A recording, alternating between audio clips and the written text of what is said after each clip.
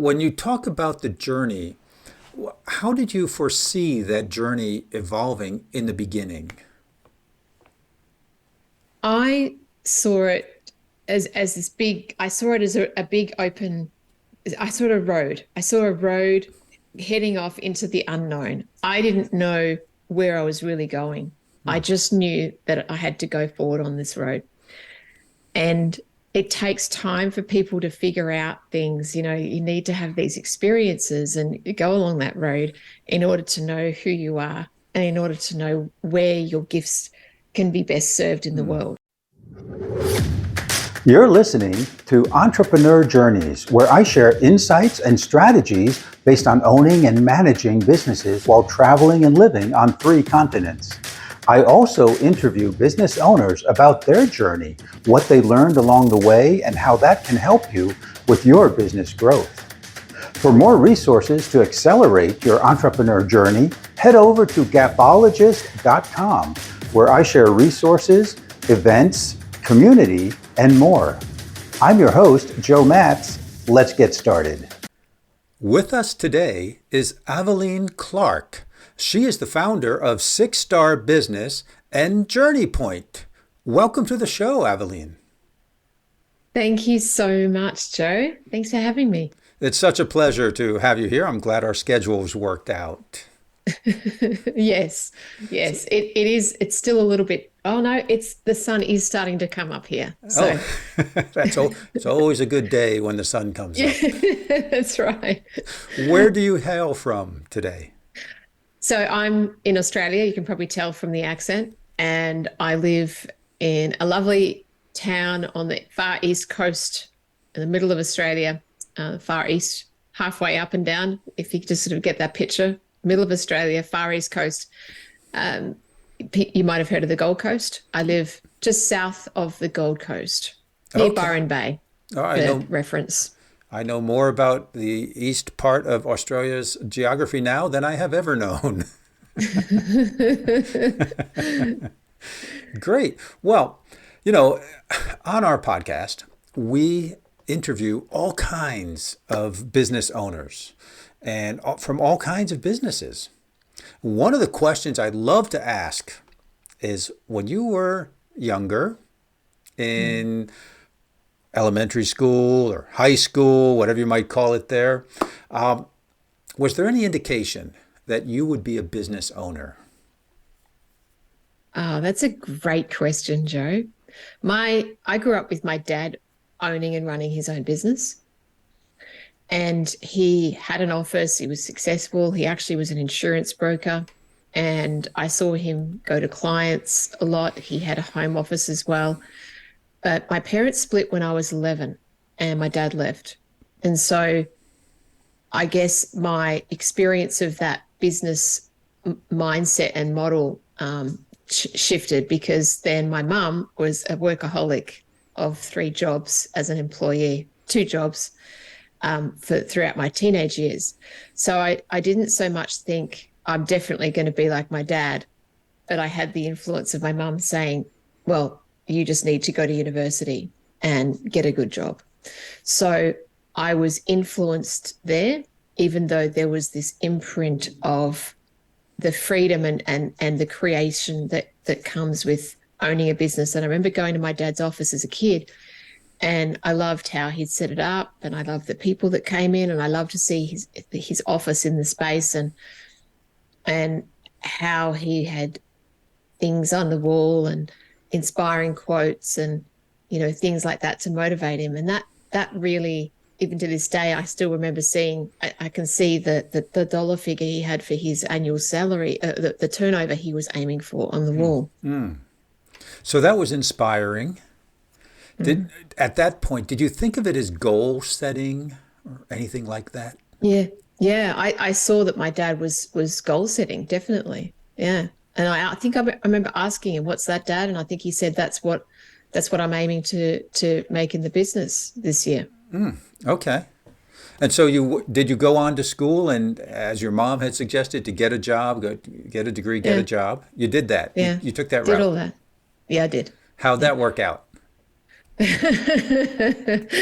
Well, yeah, started university, paused university, moved states, continued university. I liked the experience of living and working with other people at the same time. So it took me a while to finish, but I did finish. And I enjoyed learning.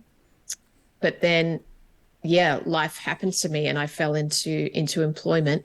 And I fell into employment in a big way straight out of university, moved to the big smoke in Sydney and managed to land a job with one of the largest commodity trading companies in the world, whose Australian office was there in Sydney. And as a young person, I was pretty impressed that I got a salary that was far beyond all of my friends that were finishing university.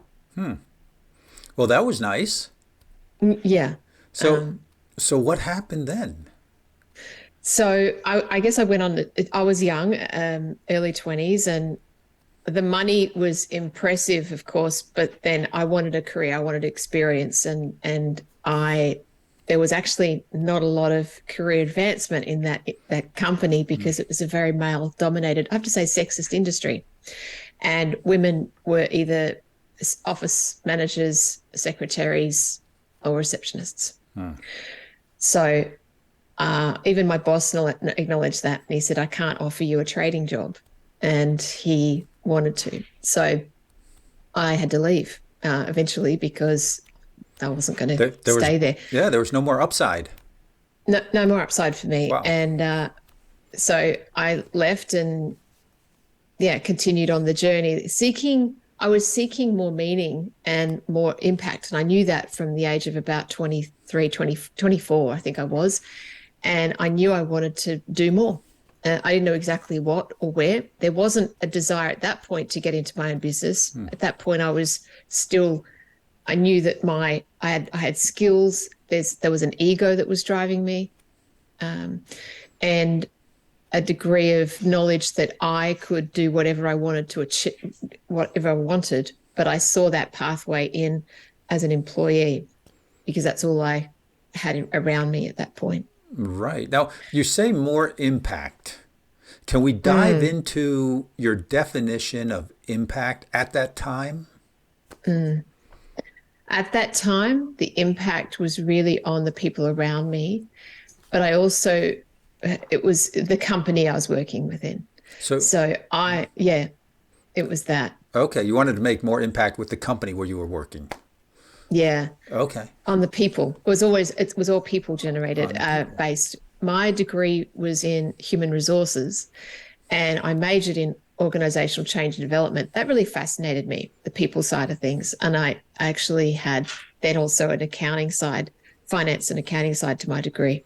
So I enjoyed business, the whole business aspect of business, but the people side of business. So I wanted to go into that and I did, and I found another job. And actually in a investment trading company for a little while, then before I moved on to a big company in Australia called Australia Post. And that was one of the pivotal roles of my career, I guess, that really helped form the basis of what I do today. I, again, landed in a role as a consultant, so not an employee to begin with, working for a man who reported to the managing director. So in Australia Post, so it's the Australian Postal Corporation, the head office was there. We had a building of 11 floor stories, and we were on the top story, and there was only about 8 employees on the whole floor, because that's where the managing director was, his secretary, the company secretary, a couple of the big senior executives, and my boss, because he was the head of human resources for execs and middle managers, and then me. And I had my own big plush office, and I actually had a bathroom. It was just because of the way that the building was laid out and the rooms and everything, that's what I ended up working in, this beautiful plush office. And I knew it was temporary, but it was mine for a few years. And I worked with a man who gave me a lot of creative autonomy and freedom. And he saw in me, I think, a lot of potential, but also the ability to create things. He knew that I was a creator. I like to do a project, see it implemented, and move on. And he would sort of plant little seeds with me and say, "Oh, we have this problem in the company. What do you think about that? Do you think you could do something with that?" So it started with creating a salary bonus process for all of their staff. And then it was training all of their, when I say staff, managers and execs, and then it was training them all. And then it was, the next project was building an intranet, an online intranet for all the employees. And then the next project was something else. And then it was, bringing in benefits to the salary bonus process. What was it? Where people could salary sacrifice and get a computer and mobile phones as part of their employment package. So there was all these projects that I would do. And as a result of that, I was always improving the experience for employees. And then I went on to a larger project to, do things that would touch all of the employees. And the last big thing I did there for the last sort of 18 months, 2 years, was I created a new employee experience for all of their employees that actually was all about how they were employed, how they felt, what their experience was. And I had a number of people that I engaged to help create these elements. So I started with the journey of the employees. The journey of the employees. Yeah. What a great experience. And getting to work on all of those projects that were very different one from the other. They really were. Yeah. Like I said, I had a lot of creative freedom, and a man that really taught me a lot. And he always said, if I was ever there beyond 5 o'clock or 5:30, he's like, "What are you doing?" I said, "What do you mean? I've just got to finish this thing." No. No one's dying here. Go home. The work will be here tomorrow. It's one of the best things that I messages and lessons I ever got early in the career, which still, it remains with me today. And we're not dealing with saving lives here. So Go home. And that is so important for business owners and entrepreneurs, because it's so easy to work until 6, 7, 8, 8:30. And then, just yesterday, my wife and I, we worked, and then it's walking the dogs, and then it's just sitting outside and chatting. We didn't have dinner till 9 o'clock probably. And we worked until 7. And we still get involved with that sometimes. Some days, Mondays especially, are like that. We're coming back from the weekend. We're all energized. We're ready to go. Yeah. But you have to separate. It's so important, especially if you work from home.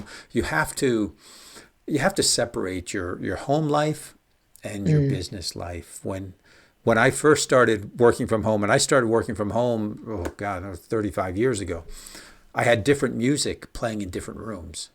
So in my office, I had one music playing. It's more like jazz, instrumental. So I didn't get involved with listening to the music too much. It's background. But when I walked into the other room, I had my rock music playing. And that helped me to separate the experience. What a great thing. I love that. Yeah. It's like I'm out of the office. There's my rock and roll.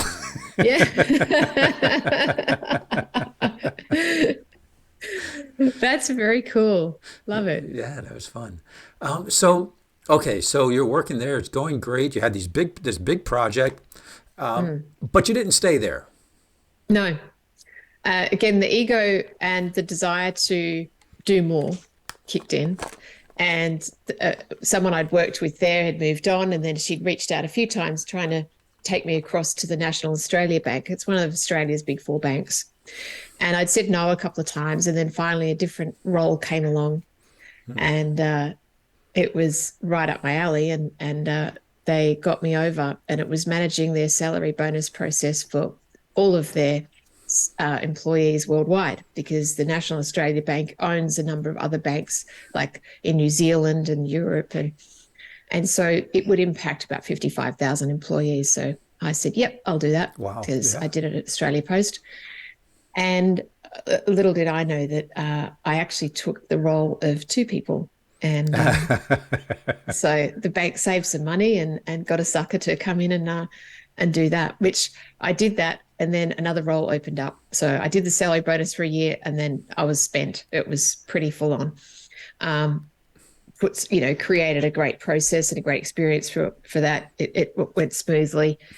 but I wanted to create more rather than running a process or improving an existing process where people got paid.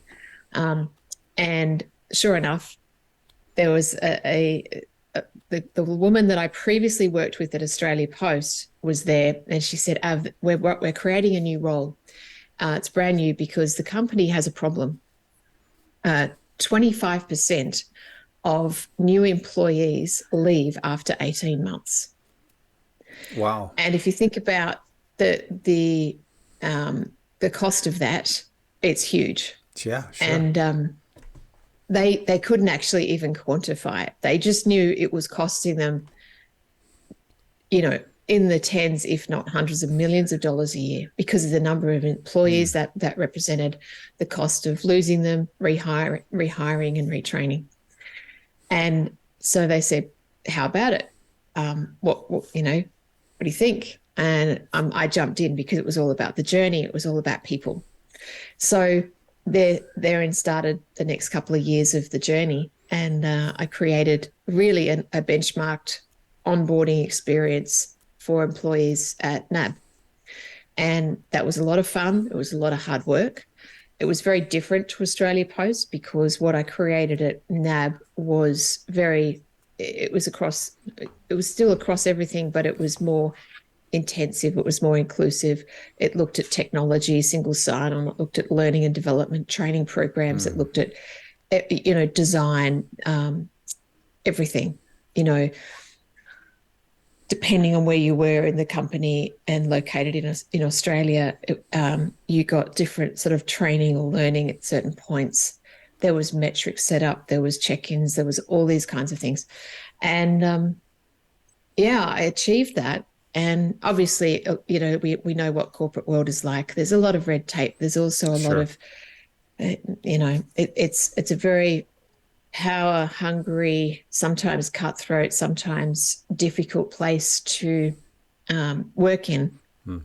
And in order for me to achieve what I did, unfortunately, a lot of people's feathers were ruffled because a lot of people don't like change. Don't like change. No. Here's the quote, right? Change is good. You go first. Yeah. I mean, I was yelled at, I was screamed at, I was blamed, I was ignored, put down. And this was coming from very senior people at all walks of this company because what I was doing was impacting their patch or territory. So I got to see what human nature is like when, people are very controlling or attached to their little piece of turf. Yes. And unless something was going to make them look good, they didn't want a bar of it. And they actually didn't care about the greater good. They didn't care about what we were trying to achieve. They just cared about their little patch. Oh. So it was a big learning experience for me. It was tough, but I did it. And at the end, and we even had, some data and metrics to accompany everything for a number of months. And I just went, well, I don't need to stay to continue to watch the data improve. It's done, it's implemented, and it's going well. I managed to get my bonus that year. So of course they have a bonus process, and the way NAB works is when you're employed, you've got your base salary, and then they give you a maximum percentage bonus, and you can earn up to that percent, and that's broken down into certain components, as in some of it's based on KPIs and some of it's based on some other things. And that year they don't actually give a full 10% to anybody because it's graded and weighted across the organization. And this is because, remember, I ran the process 2 years prior. So I knew exactly how the bonus system worked. I knew who got paid what. I knew all of this. And so at my level, 10% was standard. In fact, some people had a maximum of less than 10%. That year, the CEO actually said, Aveline is getting 10%. She's getting a full bonus. And he actually personally congratulated me and thanked me for what I'd done. And he said these words. He said, "You've changed the game at NAB."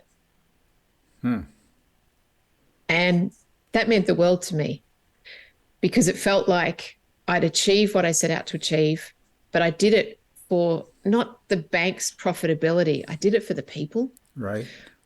I did it for them to have a better experience. And once I'd achieved it, there was no point me staying. There was a career pathway for me. People were saying there's a corporate executive role near the CEO that's, yours if you want it in the next 12 months. And I just went, ugh, I need to go. I need to go on my own. And I was done. I was done with the corporate game, so to speak, because I think at that point, knowing that I'd impacted that many people, I realized that it was a very limited view, only staying within one company for that period of time, or for the rest of my life. I wasn't going to do it. Right. And I like change. I like innovation. So that was it. I sought out a way to leave, and I actually bought a kind of a franchise, but I actually set up a business to do HR coaching. And I moved states. I left, took my daughter with me, and then started my entrepreneur journey, not knowing really what I was doing. But you had a general idea. Yeah. I think a lot of entrepreneurs and business owners find themselves at a different place today than they were 10 years ago, 20 years ago. And that's normal. You start out and you figure out who you are, what you want to do, and where you can have the most impact. Would you like to get in front of more of your ideal clients and at the same time build your brand and create evergreen content? Well, you can do that with podcast guesting. This very moment, you're listening to a podcast that may have been published today or 3 weeks ago or 3 years ago. In a very real sense, you're engaging with the speakers, hopefully enjoying yourself and learning something new at the same time. And you're getting to know the guest and how they help their clients, their customers, and the problems that they solve. You may even be their ideal client and want to learn more about them and download one of their free resources you can find in the show notes, or maybe even become a client of theirs. See, when you're a guest on a podcast, you will enjoy that same kind of engagement. It is perhaps the easiest, most cost-effective way to get in front of new audiences. Learn how you can be a guest on the right podcast and engage with your ideal clients with the free resources available at 𝐏𝐞𝐬𝐬𝐜𝐿ogist.com. And today you have a business called 6-Star Business. Is that correct? It is. Okay. Yeah. Tell me a little about that. Okay. And I want to link back to what you just said about, entrepreneurs. We're on a journey. So this is like the name of your podcast, and what it's all about is about the journey. And I just want to highlight, for me, I didn't know what I know today. I didn't know what I didn't know. I just knew at the start of my entrepreneur journey that I had to be on the journey. And I do see this with others as well who are entrepreneurs. They start out and they are searching. So when you talk about the journey, how did you foresee that journey evolving in the beginning? I saw it as this big, I saw it as a big open, I saw a road. I saw a road heading off into the unknown. I didn't know where I was really going. I just knew that I had to go forward on this road. And it takes time for people to figure out things. You need to have these experiences and go along that road in order to know who you are and in order to know where your gifts can be best served in the world. So it took me some time. And then with 6-Star Journey, the 6-Star Journey that I've had, the 6-Star Business that I've created, it's a podcast. We published a book. There is a community, and it's really beautiful how it's evolved. And it came about 2 years ago with this, first of all, with a podcast with a friend of mine at the time. And we decided to set up a podcast.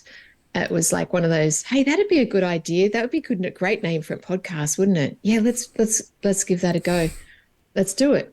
And crazy enough, we did. And about 8 months later, he left. It was all on me. So it was a bit of a shock at the time. It was difficult because it was like, hang on, I've got this concept. We've got this podcast and a community we're growing. And all of a sudden it was up to me to drive it. But I've got my other business and, I'm a mum as well. Like we've said, I need a balance of my life and work and my kids. And how am I going to do this? What am I going to do? And it was just the people that were around me who continually showed up and continually said, they wanted to keep connecting and they wanted it. Like there was momentum. And I thought, well, it's not, I don't want to pull myself out of that momentum just because I want to break or because I'm scared. So it was quite challenging because I had to face some fears and I had to make some decisions. And yes, it was tough for a while. And last year I saw it as a year of experimentation and trying things out. But all along, I've continued with the podcast, continue having these amazing conversations with people and, really delving into what it means to be a 6-star business. And I have to say now, after talking with about 200 people, 2 years of this, the concept is quite different to when we started the podcast initially. And for those that are thinking, oh, well, it must be about reviews, right? It's not about reviews. We know what 5-star means. We think of 5-star hotels and 5-star reviews on Google and Facebook, et cetera. And it's not about that. It has nothing to do with reviews. No, it's got nothing to do with reviews. Yeah, the way that you determine or perceive a 6-star business is up to you, of course. You could reach 5-star. What does that mean to you? Well, what does 6-star mean? And everyone's got their own kind of version of what it means. And it really comes down to this human aspect, the person, the heart element, how we bring purpose, love, and impact into our businesses and into the world.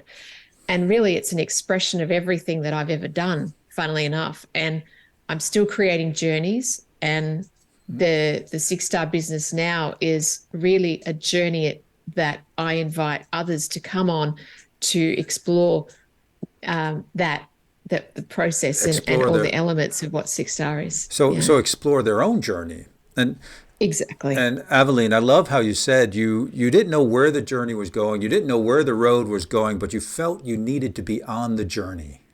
Yeah. Yeah, I love that. It's there's something about that. It's hard to put it into words, but it's an adventure. It's needing to do something, but not sure exactly what, but knowing that this road or this path will get me there, hopefully. Yeah. Maybe I'll have to pivot along the way, right?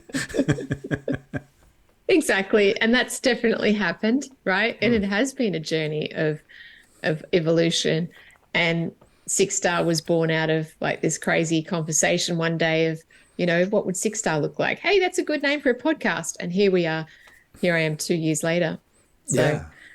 And building the community, building up the podcast, talking with people, interviewing business owners, and all part of the journey. Exactly. That's awesome. Are there specific steps? Say, I want to have a 6-star business. Would you then show me a roadmap or something like that?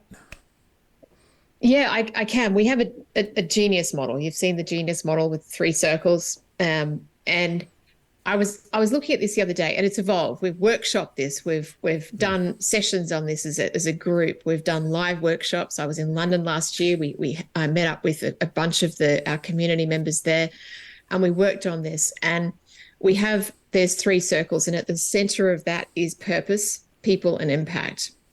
And then you've got the intersection of those 3 circles. And notice I'm not talking about the functions of a business, right? So I'm not giving a roadmap of, here's the 9 steps or the 7 steps to getting your business to 6-star.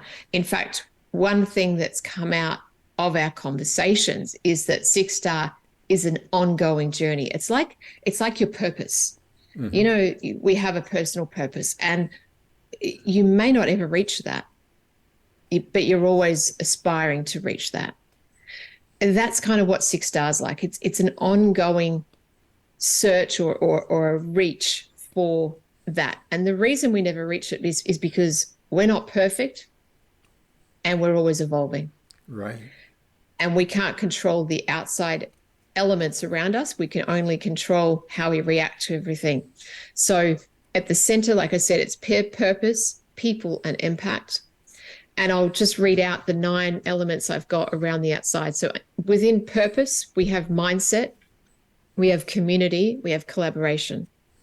For people, we have culture, psych safety, and well-being. And the circle of impact, we have supply chain, customer journey, and sustainability.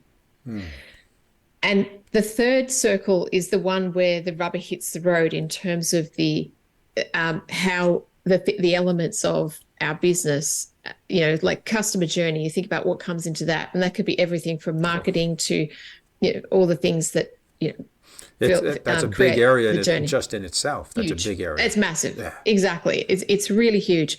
And then you've got the supply chain, which is all the chain of everything. And even a solopreneur, even a small business has a supply chain, you know, where you probably do some outsourcing, or people do things for you, and, you know, where you get your materials from, or your inputs from, and your resources. And then there's the sustainability, and that comes into the sustainability of your business. Right. Right. Not necessarily the environment. So what I was looking at the other day, I was looking at the circle, and I realized that the two of the circles, the purpose and people, are all focused on the individual, the human. And the third circle, impact, was on the business. So these two circles are all around people. So it's us and the people that work with us. And these are all the aspects of being Six Star that often don't get talked about. You know, what does it mean to be in community? What does community actually really mean? Well, It means to commune. It means to group come together. Why do we do that? Well, to feel safe, to feel loved, to have people that care about us, support us. You know, there's all of that. And that's a very different aspect than me talking about having a business plan and, you know, all those mechanical things of a business. Right. So we're not prescribing how to set up your business at all. It's actually the next level, right? It's that next level of being in your business. Right. Yeah. When I was running a restaurant and I had 42 employees, at the end of the year, I had 120 W-2s. Now, W-2 is a tax form. So we had hired 80 people who weren't there anymore, and we had 42. And my objective was to create culture in that restaurant, to create a culture of people working together in that community. And it was a very fixed community, almost like a family, and to create experiences for our guests. But the focus was on community, and that could change throughout the seasons. It was a seasonal tourist location also. So it was very interesting. And I got a little pushback. From the owners. I was managing the restaurant, and you know, it's about culture now. Well, now it's all about culture there. I've left over 10 years ago, but now it's all about culture, community, and family. That's right. People are, exactly. Our society has kind of shifted a lot, and we're becoming far more consciously aware of the need for connection. And I think even the last 3 years has definitely, you know, created a lot of shift in our perception of what we need as humans and how we connect and relate to each other. Yeah, it's very interesting. You know, and I think COVID was a catalyst for the change. It just speeded things up, it seems. Yeah, I agree. Yeah. So apart from the Six Star business, which I find absolutely fascinating, that 2/3 of your circles there, if we had 3 circles, 2 of them are regarding people. And then just the third one is the operations maybe. And yeah. Yeah. So you're taking it from a very high level, let's say. Would you look at it that way? Absolutely. Yeah. It's almost, I had a guest and she mentioned Maslow's hierarchy of needs. And she was talking about that and that the top level, the self-actualization level. And then she was talking about it in terms of her business and what she was, her niche. But then I got thinking about it and I thought, I wonder maybe if I looked at that, if I was to apply Maslow's hierarchy to a business, what we're doing is providing that self-actualization level to the triangle, the pyramid of Maslow's hierarchy. If you think about the structure of a business being in all those different levels, probably that one and the next one down. Yeah, that's definitely something that almost sounds like a podcast or a very long newsletter, comparing those two. Yeah.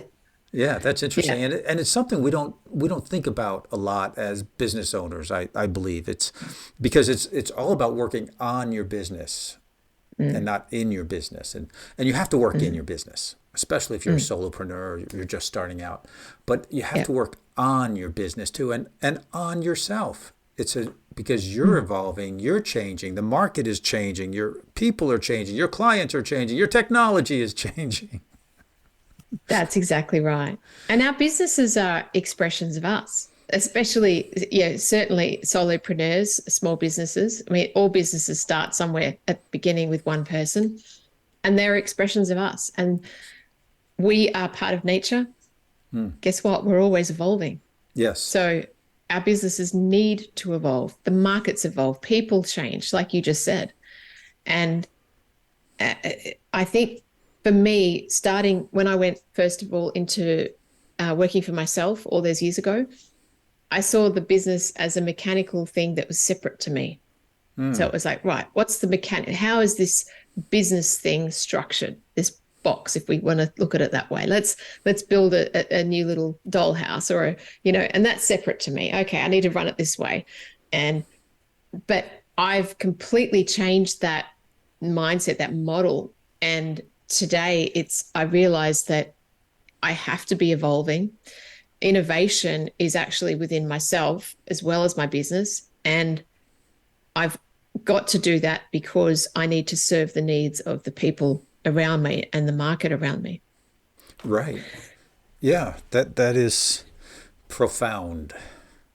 Yeah, and if you're listening here, you might want to rewind and listen to that again. That's deep, as we say here. That's deep. That's really deep. I do that occasionally. Yes, and this is the space I'm in. I mean, these are the people around me. This is how we talk, and these are the things that we get into. And it is deep, and yet it's just so fulfilling. And it's lovely when you have, I guess, the ability to connect with other people and see that there is another way to be more impactful and purposeful in my business. I'm not alone thinking this way. Turning up to networking groups or business groups and people are just doing business and they have a place. Networking groups and business groups absolutely have a place, but you don't often find your tribe there unless you just want to stay in that space, But for those that do want to realize that this is a journey, you are going to evolve and you want to bring your true gifts to the world and you want to actually make more of an impact. And when I say impact, it doesn't need to be on the world. It doesn't need to be on your country. It could just be on the people around you or the customers you serve or your family. But it's about figuring out what's meaningful for you and being open to the journey. Yes. It's when you're talking about that, I get this idea of designing a business. Designing your business so that it fulfills you. Yeah, and absolutely. I used to ask people, what is the purpose of business? And the answers I got, this was years ago. Oh my gosh, I haven't thought of this in years. The answers I got was to make a profit. And I said, no, that's not the purpose of business, because there are many businesses that don't make a profit. I have a friend, he's very successful. He bought his wife an art studio. It cost him about $3,000 a month to keep his wife in that store selling art. What's the purpose of that business? So I kind of discovered that the purpose of business is for the pleasure of the owner. Yeah. And if the owner's pleasure is making the most profit possible, then profit is there.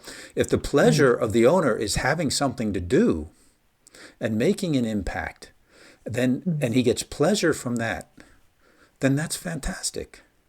Yeah. When the business when the business owner stops getting pleasure, whatever that might be, from profit to people to impact to community wellness, whatever it might be. When they stop getting pleasure from that, their business is basically over. Yes. Then they have a job. They've worked themselves into a job. Yeah, exactly. And I love the way you put that, Joe. And, you know, some people do just want to make money and make a profit. That's great.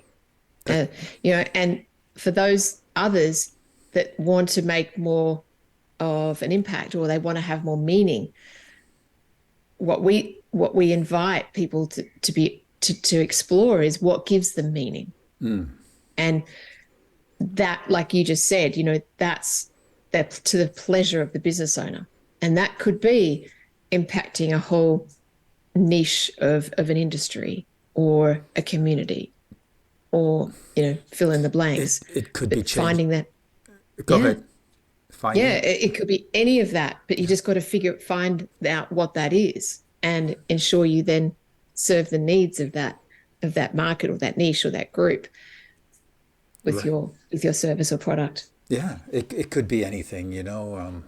Yeah, and sometimes it's just giving back, you know. And I have a business, I have a podcast, but I also repair bicycles and give bicycles to underprivileged children and adults who need a bicycle to get to work.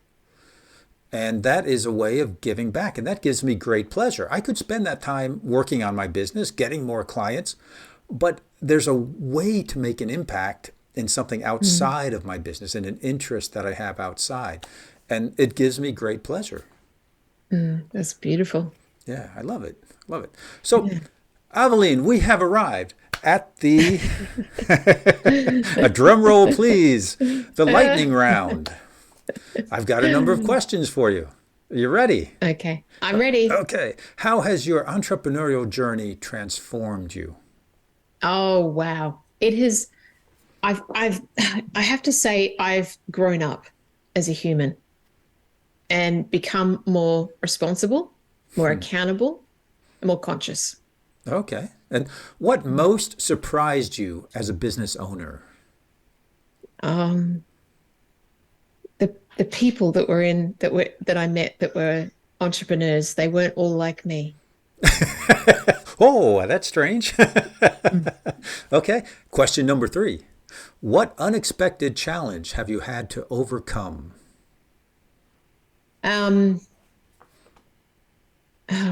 Probably quite a lot. Probably other people again. So it's other people operating in a way that was contrary to my values, when I assumed at the time that they were on the same level, and I hadn't, done the initial, I guess, due diligence on that person or set the boundaries of the relationship. And they operated alternatively that actually was quite damaging. Interesting. That sounds like a whole conversation right there. Question number 4.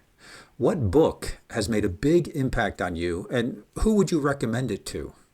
Okay, well, there's 2, because this came up in a 6-star conversation just recently. So the most recent one over the last 12 months is a book called The One Thing. You may have heard of that. I know that. I have that book. Great Yes. book. Yes. For an overachiever like me, someone who does a lot, has a lot on their plate. Women who run businesses, we are so good at juggling. And when I read that book, it busted through so many of my beliefs. And I initially was against them. And I was like, no, I'm going to be open to this. And I have to say, he's right. That's all I'm going to say. He's right. And it's changed the way that I've done things. The other book is one that I've had for 20 years, and that's called The Four Agreements. Oh, yes. So by Don Miguel Ruiz.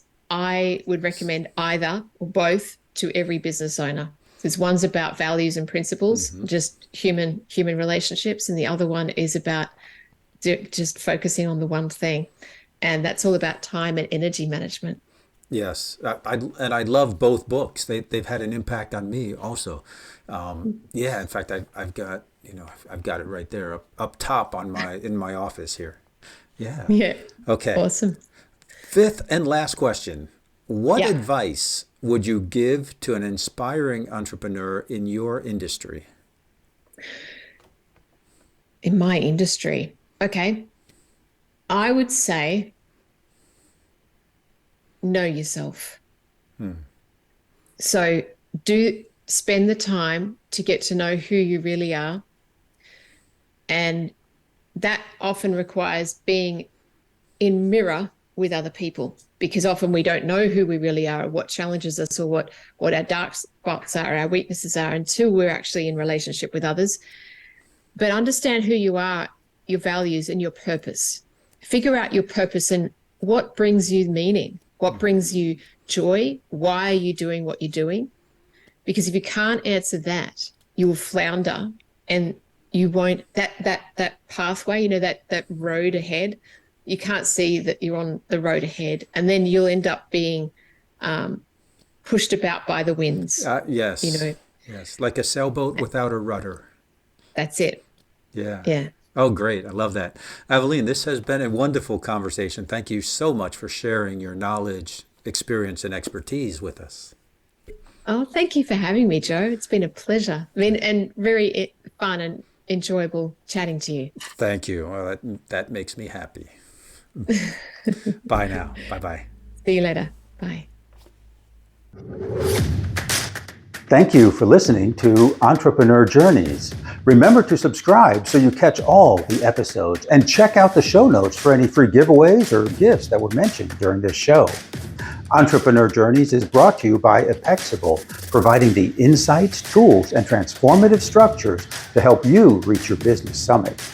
I'm your show host, Joe Matz, and until next time, I hope your journey is filled with breathtaking views and successful outcomes.